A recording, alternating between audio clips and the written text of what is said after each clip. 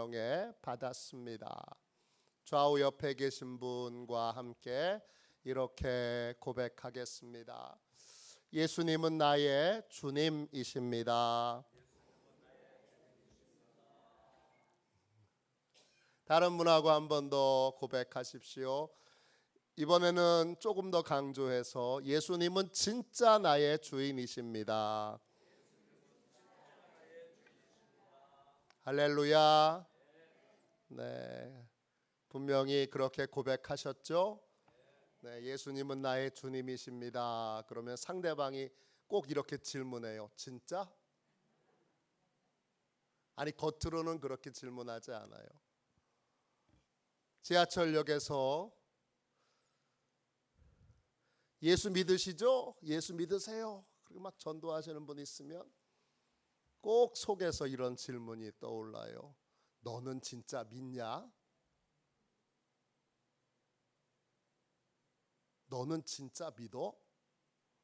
당연히 지하철역에서 전도하시는 분은 진짜 예수님 믿는 분이죠. 아무나 그렇게 전하나요?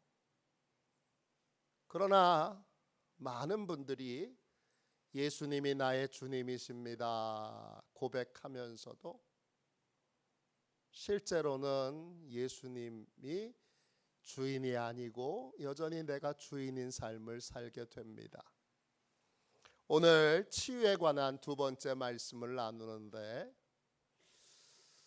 치유에 관해서 주님이 제게 사명을 주신 건 꽤 오래됐어요. 어느 시점에는 치유를 막 하다가도 또 멈추기도 하고 하는데 모르겠습니다. 주님이 또 갑자기 치유에 관한 강한 그런 이끌림을 주셔서 치유에 관한 말씀을 나누고 또 치유에 관한 것들을 함께, 이제 주님이 치료하시죠. 제가 하는 게 아니라 주님이 어떻게 치료하시는지 보기를 원합니다. 뭘 신비한 걸 하려고 하는 생각이 있는 건 아니고요. 모든 치유는 주님이 하시는데 여러분 잘 기억하세요. 하나님이 전지전능하시지만 못하는 게 있습니다. 하나님은 뭘 못하실까요? 모르세요? 하나님은 못하시는 게 있으세요. 전지전능하신 분이시지만 못하시는 게 있습니다. 예수님도 못하시는 게 있습니다. 성령님도 못하시는 게 있습니다. 뭘까요? 생각해 보신 적 있으세요? 뭘 못하실까요? 네? 죄를 저지르지 못하세요.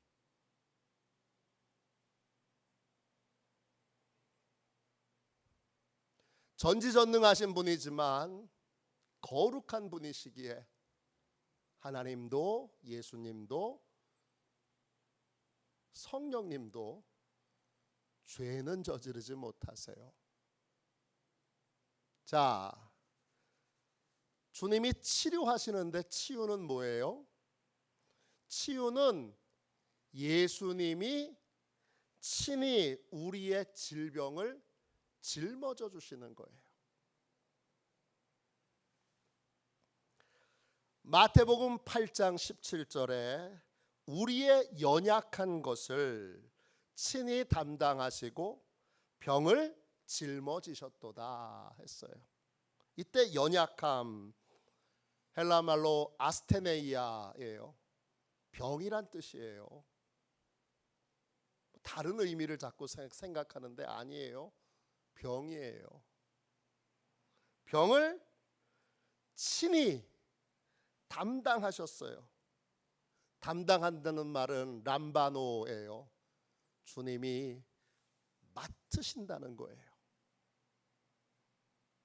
병은 다른 게 아니라 우리의 치유는 다른 게 아니라 주님이 우리의 연약함을, 우리의 병을 주님이 담당하시는 거예요. 가져가시는 거예요.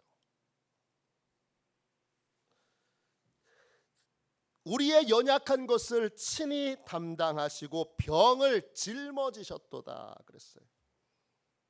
병은 노소스예요. 병도 되고 약함도 돼요. 병인데 좀 관점을 크게 해서 모두 다 포함이 되는 병이냐면 장애, 우리가 태어날 때부터 갖게 되는 장애를 병이라고는 안 하잖아요. 그냥 장애라고 그러지, 핸디캡이라고 그러지.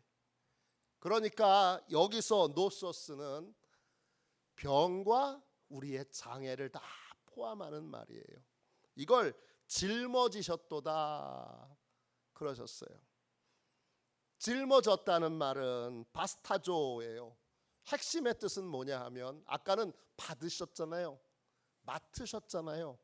그걸 우리에게서 옮기시는 거예요. 우리에게서 주님에게로 옮기시는 게 짊어지시는 거예요. 그럼 어떻게 되죠? 병이 우리에게서 떠난 거예요. 그게 치유인 거예요. 자, 이사야 53장 4절에 그는 실로 우리의 질고를 치고 우리의 슬픔을 당하였거늘 했어요. 그는 실로 히브리어로 아켈이에요. 진실로 확실하게 분명히 이런 뜻이에요. 이론적으로가 아니라 실제라는 거예요. 실제 이 밤에도 주님이 우리의 질고는 히브리어로 홀리예요. 뜻은 병이라는 뜻이에요.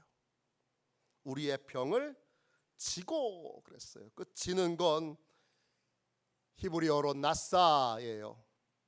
품는 거예요. 받아들이는 거예요. 네 병 내 걸로 할게. 그리고 받아들이는 거예요. 그리고 우리의 슬픔, 그 슬픔은 히브리어로 마콥이에요. 마콥은 뭐냐? 무슨 슬픔이냐? 병으로 인하여 당하게 되는 고통과 괴로움과 슬픔을 말해요. 그걸 어떻게 하셨어요? 당하셨거늘. 맡아서 이건 내가 당해야 될 고통이야. 그리고는 주님이 그 고통을 주님이 당하셨다는 거예요. 그러면 주님이 병을 가져가셔서 주님이 고통을 대신 당하셨다면 나는요, 나는 고통을 당하지 않게 되는 거예요. 나는 더 이상 병 있는 사람이 아닌 거예요. 그걸 뭐라 그러느냐? 그걸 치유받았다고 하는 거예요. 주님이 오늘 이 밤에도 얼마든지 그 일을, 우리에게는 너무나 어려운 일이지만 주님은 간단히 행하실 수 있어요. 그런데 여러분, 한 가지 조건이 있어요. 주님이 그 일을 하시려면 어떤 조건이 필요할까요? 주님이 나의 질고를 짊어지시려면 반드시 한 가지 조건이 이루어져야 돼요. 그러지 않고는 이 일은 불가능한 일이에요. 뭐냐?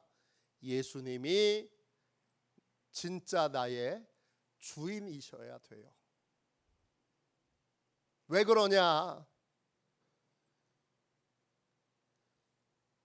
예수님이 남의 것을 예수님 마음대로 가져가시면 그건 뭐가 돼요?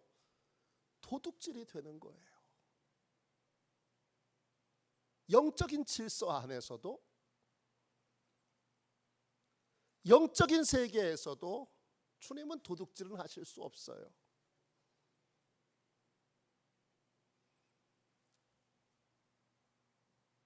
잘 보세요. 내가 예수님이 나의 인생의 주인이 아닌데, 내가 주인인데 예수님 내 병을 가져가세요.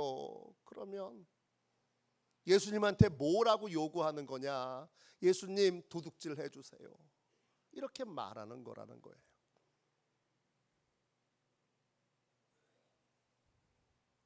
이게 치유의 가장 중요한 원리인데 잘 안 가르치고 또 잘 몰라요.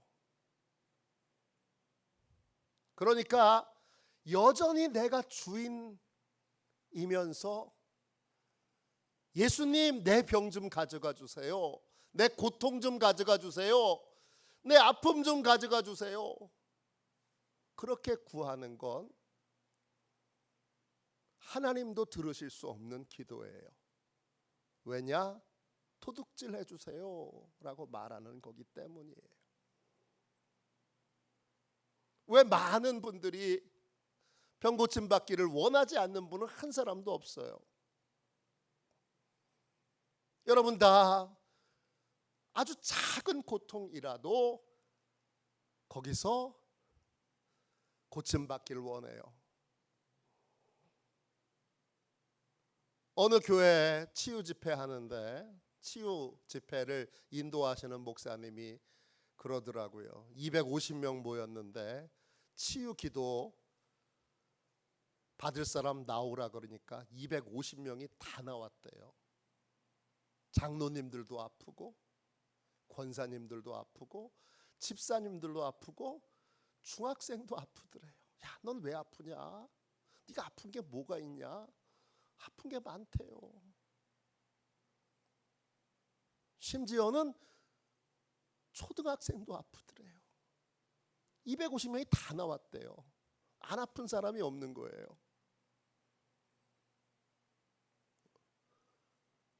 넌 왜 아프냐? 이건 몰라서 하는 말인 거예요. 다 아픈 거예요. 돈 많은 사람도 아파요. 돈 없는 사람도 아파요. 지위가 높은 사람도 아파요. 대우받는 사람도 아파요. 많이 배운 사람도 아파요. 250명 부흥 집회에 250명 모였는데 치유기도 받으러 나오려니까 250명이 다 나오더라는 거예요.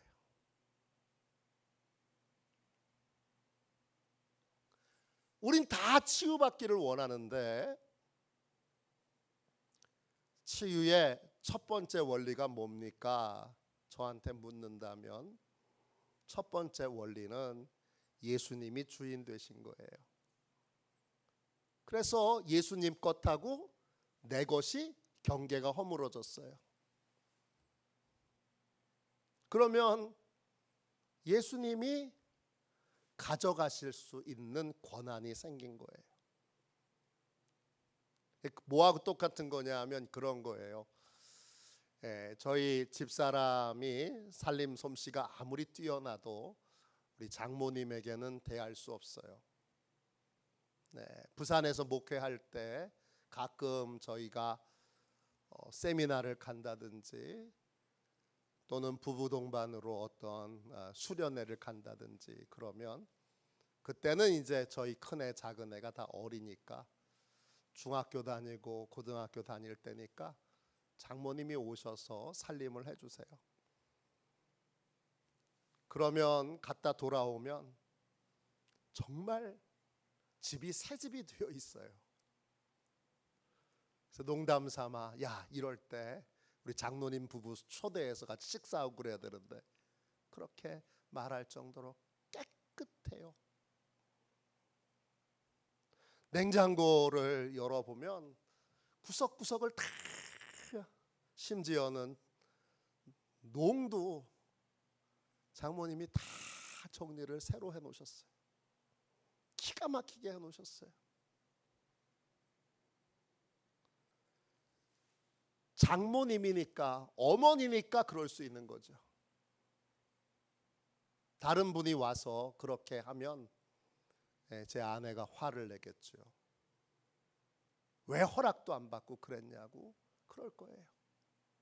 여러 이유로 다 여기에 이렇게 놨는데 나 이유가 있는데 왜 이렇게 했냐 그러면서 화를 많이 냈을 거예요. 근데 장모님이 하실 때는 우리가 그냥 감사할 뿐이에요. 우리가 못하는 걸 해주셨구나, 그렇게 감사하게 여겨요. 예수님하고 우리의 관계가 이제 정말 예수님이 이론적인 주님이 아니라 실제적인 주님이 되실 때에, 그래서 주님의 것하고 내 것의 경계가 허물어져서 내 모든 것이 다 주님의 것이고,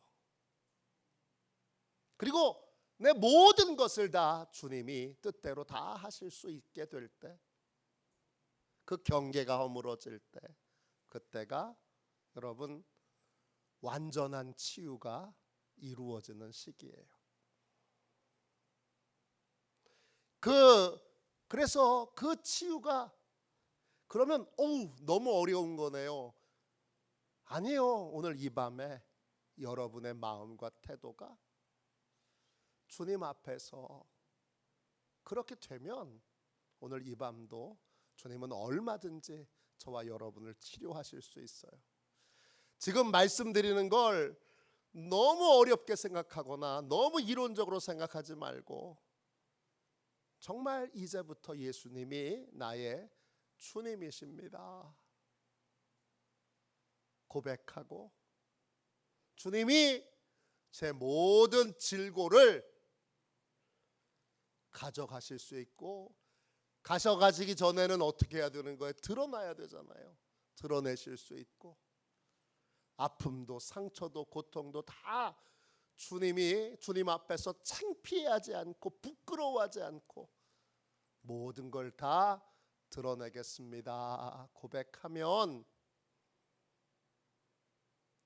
그러면 주님이 오늘 이 밤도 얼마든지 이 일을 행하실 수 있습니다. 믿으시죠? 정말 믿으셔야 됩니다. 오늘 예수님을 나의 주님으로 모시는 게 어떤 건가, 오늘 본문이 그걸 잘 보여주고, 그럴 때 치유가 어떻게 나타나는가 그걸 잘 보여주고 있습니다. 오늘 말씀 보세요. 예수님이 회당에서 말씀을 전하시고, 그날은 안식일이에요. 그래서 안식일에 회당 안에 있던 귀신 들린 사람을 고치시고, 그리고 나서 일어나셔서 베드로의 집으로 들어가세요. 왜 베드로의 집으로 들어가셨을까요? 예수님이 베드로의 집을 자기의 직무실로 삼기를 원하셨기 때문이고, 베드로 자신이 그걸 주님의 뜻을 잘 알았기 때문이에요. 다른 제자들보다 베드로는 장가도 갔고 대선장이니까 다른 제자들보다 형편이 나았어요. 그런데 베드로에게는 치명적으로 예수님을 모실 수 없는 환경이 있어요. 뭐죠? 집에 아픈 사람이 있습니다. 오늘 읽은 말씀 보세요. 38절에 보면 시몬의 집에 들어가실 수 없는, 모실 수 없는, 예수님을 나의 집에 모실 수 없고, 예수님을 우리 집에서 사무실을 쓰시도록, 예수님의 직무실을 쓰시도록 그렇게 방을 내드릴 수 없는 상황이에요.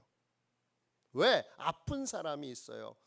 근데 어느 정도 아프냐? 38절 보세요. 시몬의 장모가 중한 열병을 앓고 있는지라 그랬어요. 중한 열병을 앓고 계신 장모님이 계세요. 중하다 헬라어로 메가스예요. 압도적이라는 뜻이에요. 모든 것을 또 하는 그러한 열병이 걸려 있어요. 열병은 불이 붙는다는 뜻으로 쓰여져 있어요. 그러니까 열이 펄펄 끓어오르는데 열이 계속 오르는 거예요. 열이 아직 잡힌 게 아니에요. 앓고 있는지라. 헬라어로 순네초예요. 뜻은 체포한다는 뜻이에요. 붙잡혀 있다는 뜻이에요. 열에 붙잡혀서 꼼짝도 못하고 수갑 찬 사람처럼 그렇게 묶여 있는 거예요.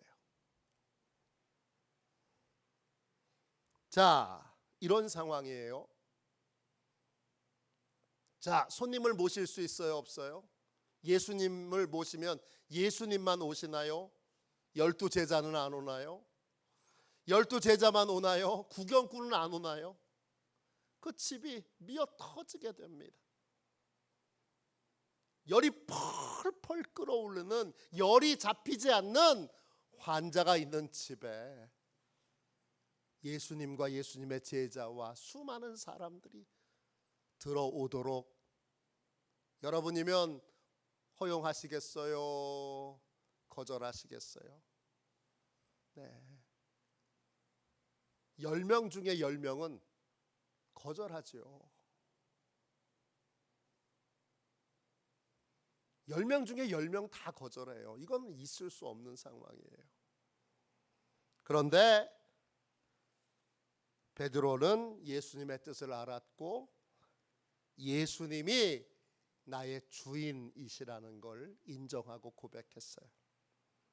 그래서 뭘 했을까요? 아내의 동의를 구해야 돼요. 아내의 허락 없이는 이 일은 불가능합니다. 남동생이 같이 살고 있어요. 남동생의 동의를 구해야 됩니다. 또 동의만 구하는 걸로 끝나지 않고 방의 조정이 필요합니다. 베드로의 집은 방이 3개 있는 걸로 추정이 됩니다. 한 방은 장모님이 쓰시는 방, 또 한 방은 부부가 쓰는 방, 또 한 방은 동생이 쓰는 방, 이렇게 3개가 있었을 거예요. 그런데 예수님을 모시게 되면 조정을 해야 돼요. 어떻게 조정을 해야 돼요? 여러분 같으면 어떻게 조정하시겠어요?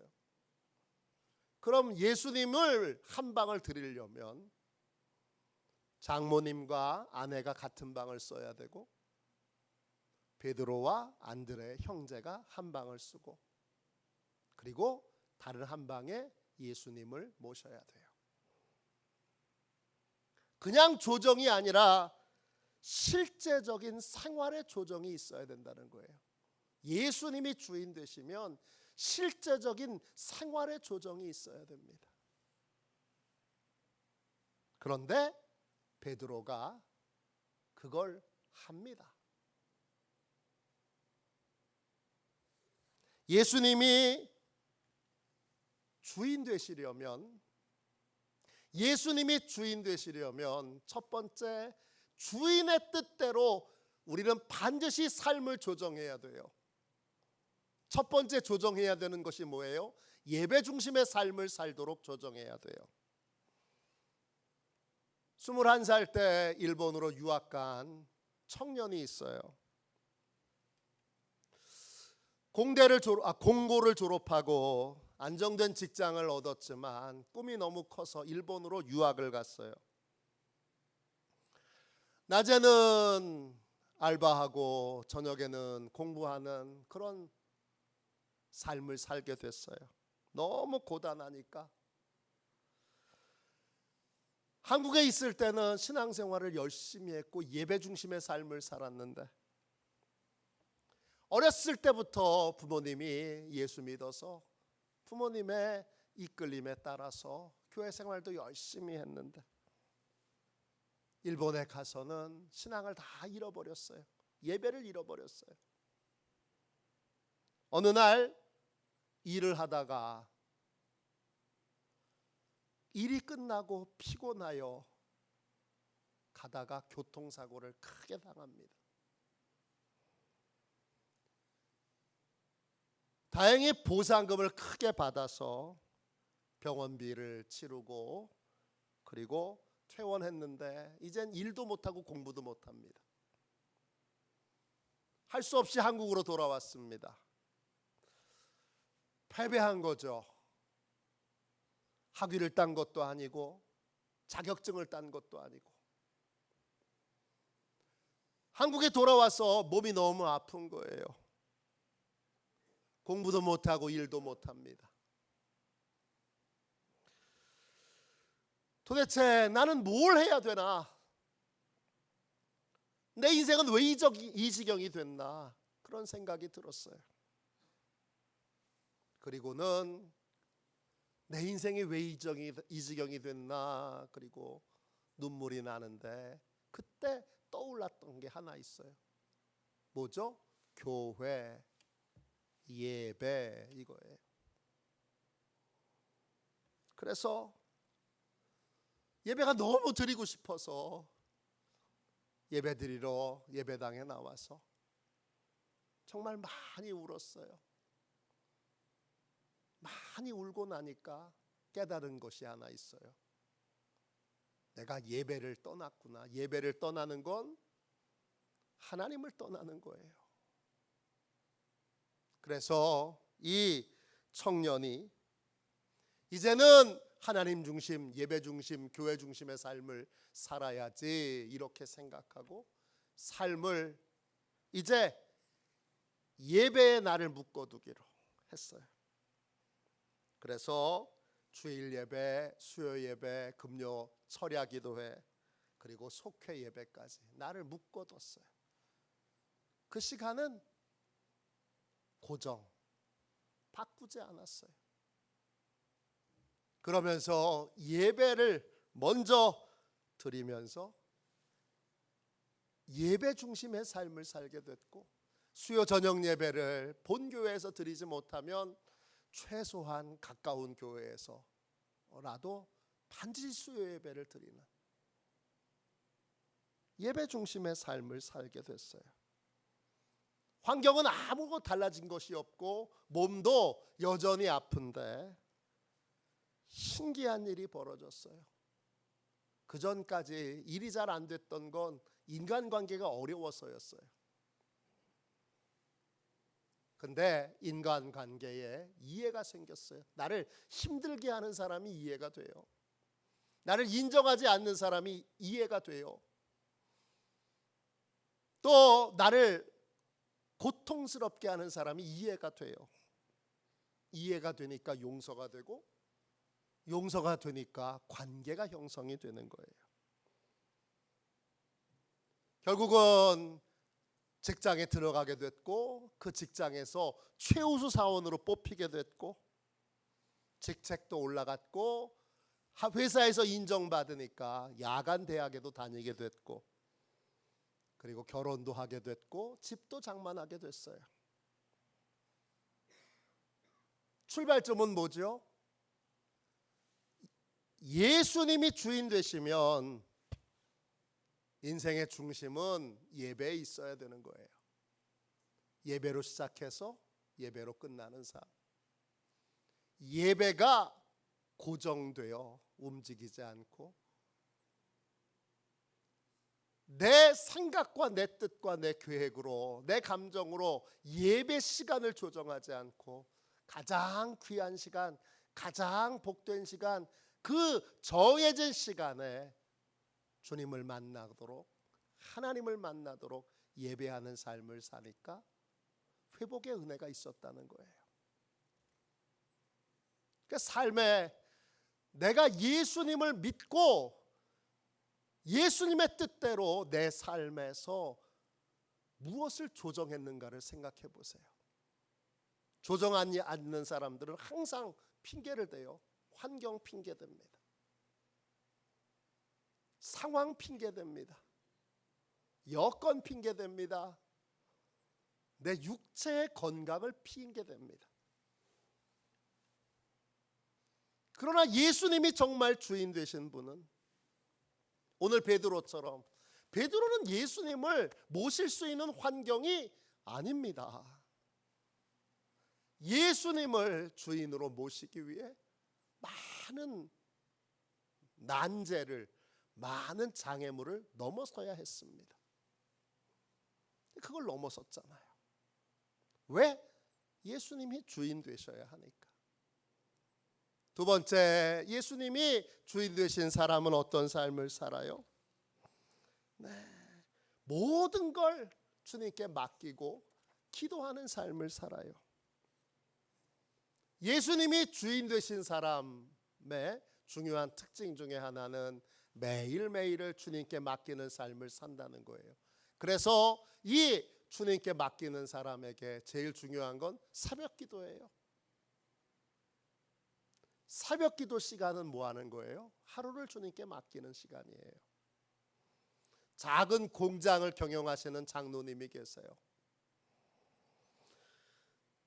눈코 틀 새 없이 바쁜데 이 장로님은 새벽 기도를 목숨처럼 지켜요. 왜냐? 새벽 기도 때 새벽 4시 30분에 일어나서 새벽 기도 끝나면 바로 공장에 가야 되니까 먼저 새벽에 나와서 기도하는데 뭘 기도하느냐? 공장의 크고 작은 문제를 주님께 다 맡겨요. 그 30분 동안의 기도에 또 작은 일상의 일들도 맡기고 오늘 만나야 될 사람들에 대해서도 맡기고 직원들의 크고 작은 문제를 놓고서도 맡겨요. 그렇게 매일매일 맡기는 삶을 살아요. 그런데 이 공장에 큰 불이 났네요.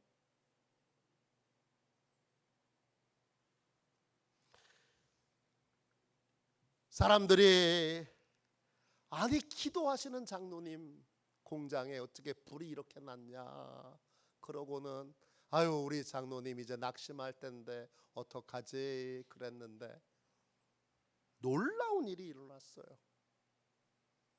뭐냐? 공장 겉만 타고 공장 안은 불이 들어오지 못했어요. 공장 바깥에만 탔는데 그 안에는요 인화물질, 산소통, 가스통까지 있었어요. 펑 하고 터져야 되는데 종이 한 장 안 탔어요.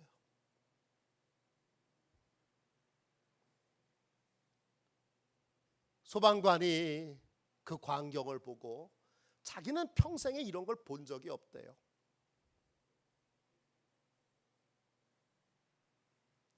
그리고 뭐라 그러냐? 하나님 안 믿는 소방관이 이렇게 말해요. 신이 도왔네요. 신이 도왔네요. 하나님이 도우셨네요. 공장에 큰 불이 났지만 매일매일 주인에게 맡겼더니 주인이 그 공장을 책임져 주셨어요. 마지막으로 주님이 주인 되시면 모든 때에 주님이 하라고 말씀하시는 일이 있을 때는 순종하는 삶을 삽니다. 베일러스라고 하는 유명한 목사님이 계세요. 부흥사세요. 미국 목사님이세요. 주일 예배를 마치고 집에 들어와서 식사를 하려고 하는데 막 음식을 차려놓고 있는데 성령님이 이렇게 얘기하시는 거예요. 베일러스, 얼른 기도방에 들어가서 기도해라. 성령님, 지금 예배가 마쳐졌고 제가 이제 식사를 하기 위해 자리에 앉았고 식사한 다음에 기도해도 되지 않습니까? 그러자 성령님이 또 말씀하세요. 아니다, 베일러스. 너는 지금 당장 기도방에 들어가서 기도를 해야 한다. 뭘 기도해야 되는지, 어떻게 기도해야 되는지 알지도 못한 채 베일러스 목사님은 성령님이 그만하라고 하실 때까지 기도방에 들어가서 방언으로 기도합니다. 처음에는 방언으로 기도하는데 갑자기 탄식과 눈물이 쏟아지게 되고 30분 이상을 몰입해서 기도를 합니다. 그런 다음에 평안이 찾아온 것을 확인하고 이제는 끝맺고 식탁으로 돌아가서 식사를 하려고 하는데 갑자기 전화가 걸려옵니다. 전화를 받아보니까 베일러스 목사님의 부모님이 교통사고를 당하신 거예요. 사고 현장에 가보니까 큰 트럭이 이 목사님의 아버님, 어머님이 타고 간 차를 뒤에서 덮친 거예요. 어마어마하게 큰 트럭이, 미국의 그 큰 짐을 싣고 횡단하는 어마어마하게 큰 트럭들 보시죠? 그런 트럭이 승용차를 덮친 거예요. 차는요 완전히 찌그러들었어요. 그런데 부모님은 찰과상만 입고 이 트럭이 덮치기 전에 두 분이 어떤 이유에선지 자동차 바깥으로 튕겨져 나왔어요. 그래서 약간의 찰과상만 입고 뼈를 다치거나 다른 장기가 손상되거나 그런 일이 없이 안전해요. 경찰관이 그걸 보고 이렇게 말합니다. 경찰 생활 20년 만에 이런 기적은 처음 봅니다. 두 분은 자동차 안에 있었으면 깔려 죽어야 하는데, 깔려 죽었을 텐데 이 두 노인을 누가 밀어낸 것처럼, 하나님이 밀어낸 것처럼 차 밖으로 이렇게 밀려져 나와서 큰 사고를 면하게 됐습니다. 그때 베일러스 목사님이 고백하죠. 하나님 감사합니다. 성령님 감사합니다. 이게 예수님이 주인 되신 사람의 특징이에요. 세 가지예요. 상황과 환경을 핑계하지 않고 하나님의 뜻대로, 예수님의 뜻대로, 성령님의 뜻대로 내 삶을 조정합니다. 예배 중심의 삶을 살도록. 또 매일매일의 삶을, 매일매일의 짐을, 매일매일의 근심을 하나님께 맡깁니다. 그리고 주님이 말씀하실 때 지체하지 않고 즉각 순종합니다. 이게 예수님이 주인 되신 사람의 특징이에요. 그러면 어떻게 되죠? 예수님이 주인 되셔서 내 삶 안으로 들어오시고 내 삶을 다스리게 되십니다. 그럴 때 어떤 일이 벌어집니까? 자, 오늘 말씀 보세요. 다시 이제 38절에 그렇게 예수님을 내 삶의 자리에, 내 삶을 조정하여 모든 걸 맡기고, 근심되는 거, 염려되는 거 다 맡기고 순종하여 예수님을 내 삶에 모셨더니 예수님이 들어오셔서 38절에 가정의 사정을 자세히 들으시고는 그 다음에 39절 보세요. 그 장모님에게로 가까이 가셔서 서십니다. 헬라어로 에피스테미예요. 가까이 가시는 거예요. 뭐에 가까이 가시는 거예요? 질병에 가까이 가시는 거예요. 문제에 가까이 가시는 거예요. 고통에 가까이 가시는 거예요. 그리고는 어떻게 하세요? 39절 보세요. 가까이 서서 열이 계속 잡히지 않고 계속 끌어올리는 그 열병을 꾸짖으세요. 꾸짖다 헬라어로 에피티마오예요. 뜻은 수갑을 채우는 거예요. 그 전에는 열병이 이 장모님을 수갑 채워서 결박해서 꼼짝 못하게 했는데 예수님이 들어가셔서는 예수님이 이 병을 결박하세요.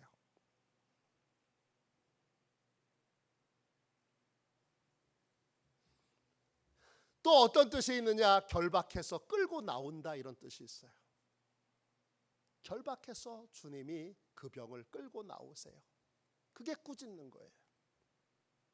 그러니까 어떻게 돼요? 이 장모님에게서 병이 떠나게 됩니다. 떠나다, 에피에미예요.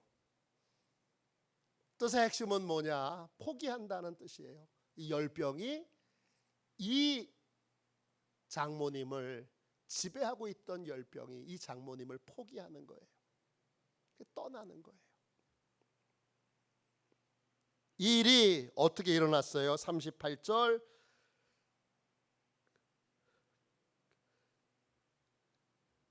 계속 보시면 여자가 곧 일어나 그랬어요. 곧 파라크데아예요. 즉시, 즉각적으로. 이게 순식간에 일어나요. 하나님의 치료는 순식간에 일어납니다. 여자가 곧 일어나. 아니스테미예요.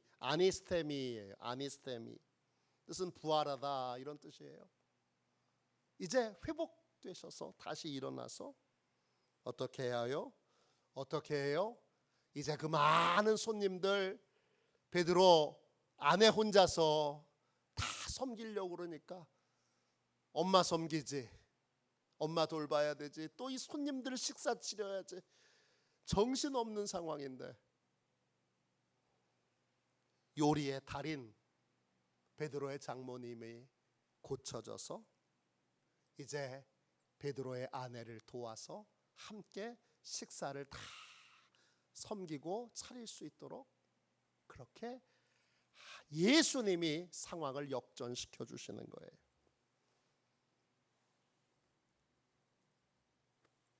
치유는 예수님이 병을 가져가시는 거예요. 우리에겐 그런 권세가 없어요. 우리는 병을 이길 수도 마귀를 이길 수도, 우리는 아무것도 이길 수 없어요. 주님만이 병을 결박하여 끌고 나오실 수 있어요. 그리고 대신 짊어지시고 또 그 병이 죄로 말미암은 것이면 죄에 대한 대가를 치르시고 우리와 병을, 우리와 고통을 분리시켜 주세요. 그게 치유예요. 그 치유는 한 가지 조건이 명백히 있어야 돼요. 그건 뭐죠? 예수님이 주인 되셔야 돼요. 예수님이 주인 되셔야 그 병을 가져가실 수 있어요. 주인이 주인 마음대로 하는데 그 누가 뭐라 그래요? 그러나 내가 주인이면, 예수님이 주인이시라고 고백하지 않고 내가 주인이면, 또 고백은 그렇게 해도 그 고백이 가짜 고백이고 진짜는 내가 주인이면, 그러면 예수님한테 도둑질 해달라고 말하는 거예요. 그렇게 되지 않도록 예수님이 주인 되셔야 돼요.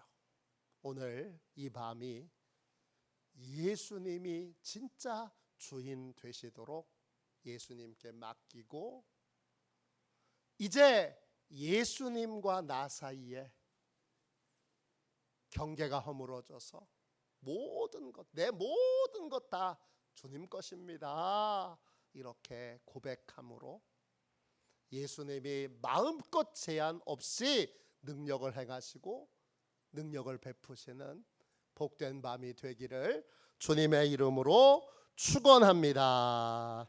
우리 찬송가 405장 함께 우리 찬양하겠습니다.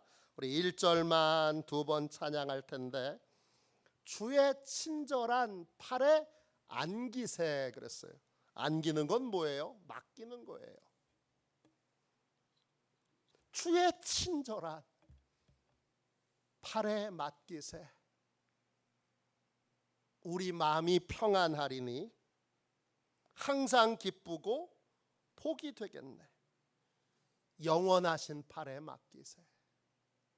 주님께 맡기셔야 돼요. 내가 못한다는 걸 인정하면서도 안 맡기면, 내가 주인이면, 여전히 주인이면, 주님 고쳐주세요 이 말은 주님 도둑질하세요 이런 뜻이에요. 아무리 주님이라도 도둑질은 못하세요. 하실 수가 없어요. 왜? 거룩하신 분이니까.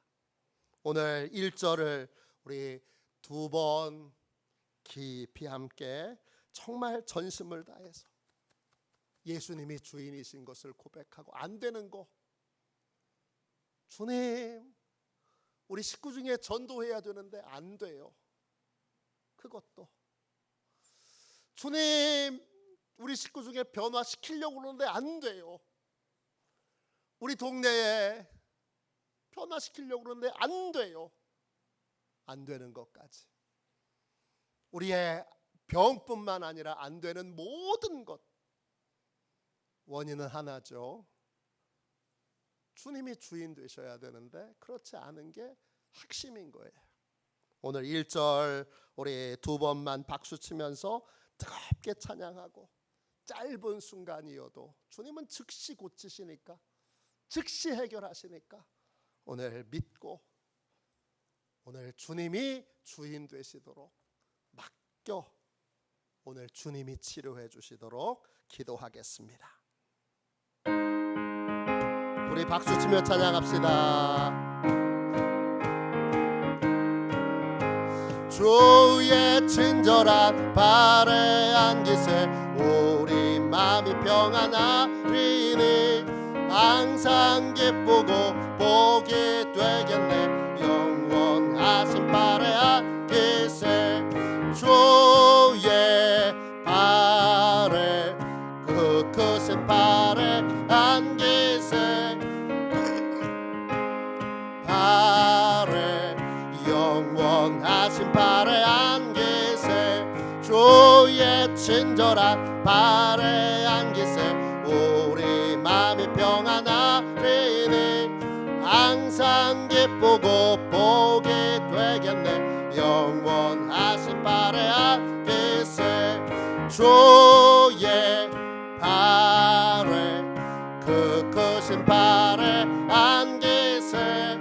주의 발에, 영원하신 발에 안기세. 기도하겠습니다.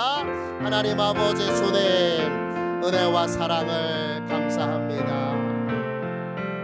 주님 이 시간을 주님 마음껏 주관하여 주셔서 우리 성도들의 마음을 바꿔 예수님이 주인 되시도록, 내가 움켜진 것을 주님의 손 앞에 내려놓게 하여 주시고, 주님을 불신하여 믿지 못하여, 기적을 믿지 못하여, 능력을 믿지 못하여, 사랑을 믿지 못하여, 주님 미처 맡기지 못한 것들을, 내가 움켜쥐고 있는 것들을, 내가 주관하려고 드는 것들을 주님께 다 온전히 내어놓고 맡기게 하여 주옵소서.